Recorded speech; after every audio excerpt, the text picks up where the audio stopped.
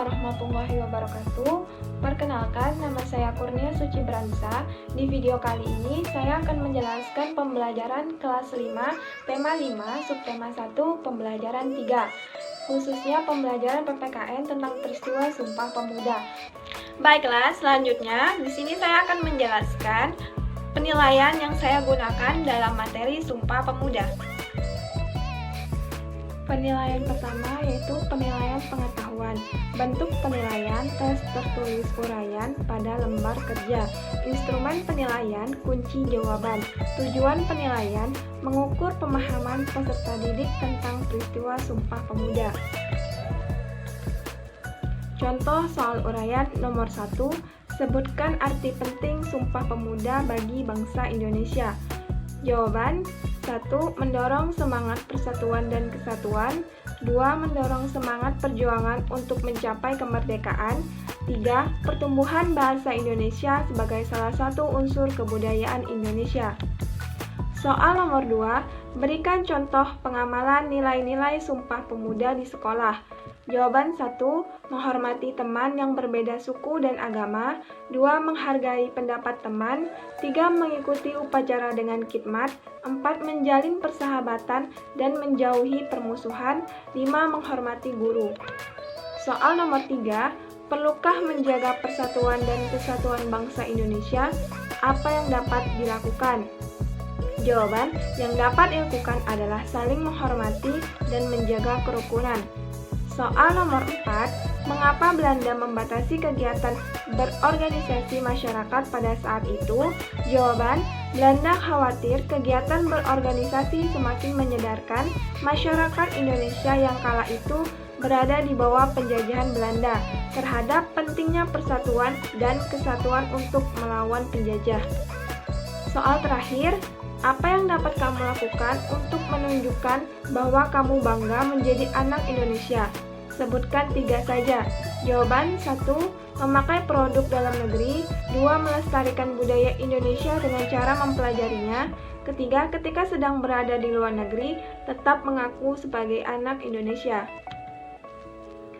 Kriteria soal nomor 1, hasil pengerjaan soal, skor maksimal. Hasil pengerjaan, jawaban 3 atau lebih, skor 20. Skor maksimal 20. Jawaban 2 atau 1, skor 15. Menjawab tapi salah, skor 2. Tidak menjawab, skor 0. Soal nomor 2, jawaban 5-4, skor 20 dengan skor maksimal 20.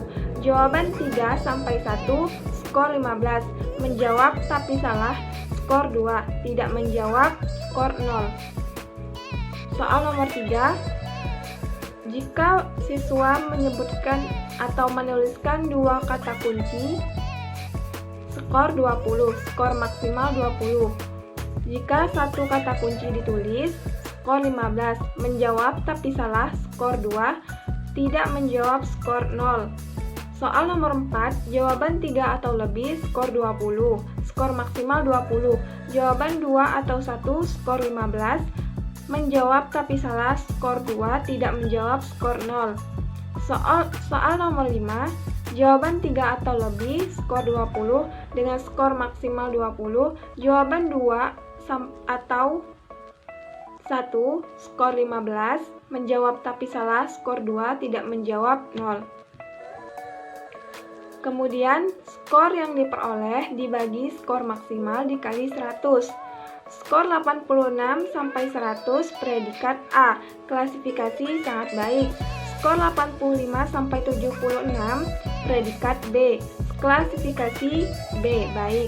75-66 predikat C, klasifikasi cukup.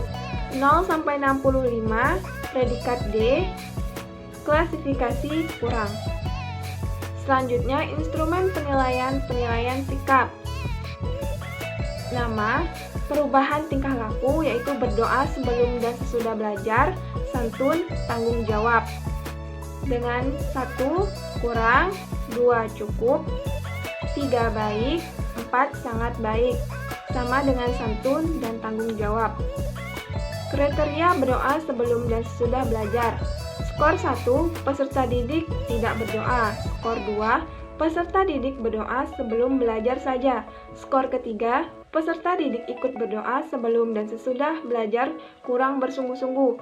Skor keempat, peserta didik ikut berdoa sebelum dan sesudah belajar dengan sungguh-sungguh.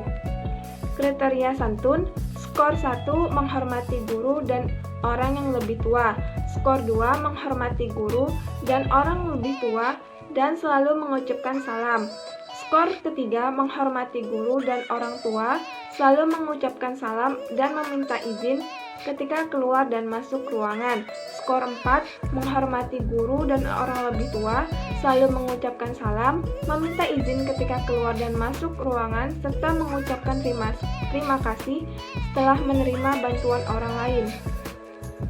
Kemudian, kriteria tanggung jawab.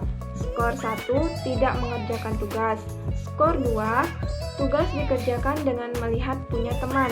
Skor 3, mengerjakan tugas sendiri tetapi pengumpulan terlambat. Skor keempat, tugas dikumpulkan tepat waktu dan dikerjakan sendiri. Selanjutnya, penilaian keterampilan. Membuat poster tentang manfaat nilai persatuan dan kesatuan. Bersama dengan seorang temanmu, buatlah sebuah poster sederhana yang berisi ajakan kepada siswa lain untuk bersatu berdasarkan peristiwa Sumpah Pemuda. Gunakanlah sebuah kertas gambar A4 untuk menggambarkannya. Penilaian keterampilan membuat poster. Kriteria 1, dengan nilai 4 sangat baik, 3 baik, 2 cukup, 1 perlu pembimbing. Kriteria 2 sama. Kemudian N nama siswa sama dengan jumlah yang didapatkan siswa dibagi skor maksimal yaitu 8 dikali 100. Kriteria pengetahuan tentang manfaat persatuan dan kesatuan untuk membangun kerukunan dalam bingkai negara kesatuan Republik Indonesia. Ini merupakan kriteria 1. Skor 1 menjelaskan kurang lengkap dan kurang benar. Skor 2, penjelasan dalam poster sangat minim namun benar. Skor 3, informasi yang disajikan kurang lengkap namun benar. Skor 4, informasi yang disajikan dalam poster sangat inovatif dan mudah dimengerti.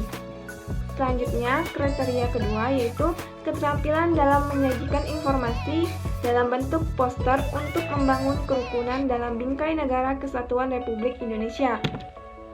Skor 1, poster terlihat acak-acakan, sulit untuk dimengerti dan tidak rapi. Skor kedua, poster hanya dapat dibaca dari jarak dekat. Poster hanya memiliki satu komponen. Skor ketiga, poster cukup dapat dibaca dari jarak yang jauh. Poster memiliki komponen poster yang dimiliki atau judul, informasi, gambar. Skor 4, poster mudah dibaca dari jarak yang cukup jauh. Poster memiliki semua komponen poster yang diperlukan seperti judul, informasi, dan gambar. Terima kasih sudah menonton video saya dari pertama sampai terakhir. Semoga bermanfaat. Wassalamualaikum warahmatullahi wabarakatuh.